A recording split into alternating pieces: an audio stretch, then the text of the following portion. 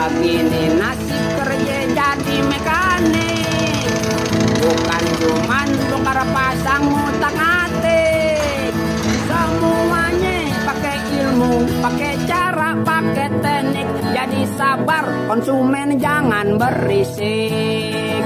Semua lagi dilas-las biar pade kagak lepas. Semua lagi diukur-ukur biar posisinya teratur. Semua lagi disolderin biar listriknya dialirin. Tenang aja, barang lagi dikerjain. Kalau pade nggak sabaran, mekanik bisa berantakan. Mekanik kerjanya nggak asal-asalan. Kalau pade pengen bagus, pengen cepet, pengen mulus, pengen cepetan, bayarnya yang mahalan.